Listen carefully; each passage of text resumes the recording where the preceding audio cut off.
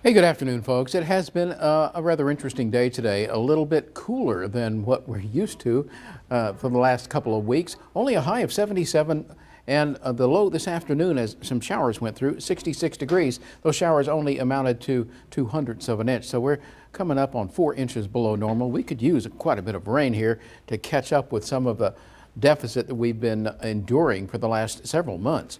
Well, here's the big picture, and I wanted to show you this. You see that west to east flow in the upper atmosphere ripping across there? Now, underneath that, you've got showers moving to the north, and along there, that's a warm front sitting in there. You've got east northeasterly winds to the north of it, south southeasterly to the south of it, so you've got convergence along that front, which is creating the showers, and shear up there in the upper levels, which is allowing the thunderstorms to develop in certain places here. So you got a nice little environment here without much heat. Now, if you had more heat, you'd be looking at stronger thunderstorms, but this is what we're seeing right now. Notice that little area of green down there? That's rain induced. It's rain cooling from this area back here, where the extensive portion of showers and even a few thunderstorms have been dousing that area with up to 2 inches of the wet stuff near Hebronville.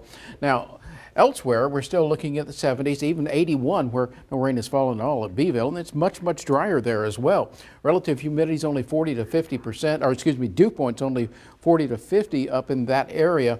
And as you move further to the coastline, you're seeing some lower 60s beginning to return now.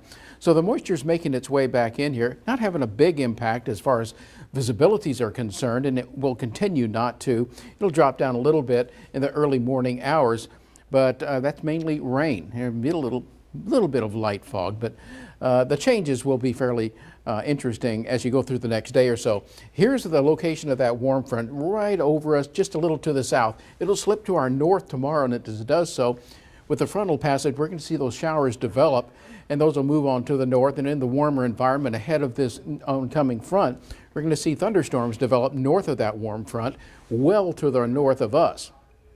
As the front moves through Tuesday morning, you might see 1 or 2 showers, but after that, it's going to be quite dry. Now, this is what we're anticipating for rain in certain areas, maybe 1 to 2/10ths of an inch before Monday is done anyway. But after that, it's not going to be raining for a couple of days. Now, here are tomorrow's highs, and you can see in the 80s anyway, which is a little above normal. But here's the disturbance creating the ruckus today, and as you move through the midweek, you can see very warm conditions. Another rain event Thursday and Friday, though, and that could be a pretty good soaker. Let's give you the forecast. Here's what we're seeing as you move on through the next several days. The mercury hovering in the 80s, a little cooler over the weekend. Thunderstorms actually likely Friday and Saturday. Paulo? All right, Bill, thank you for that.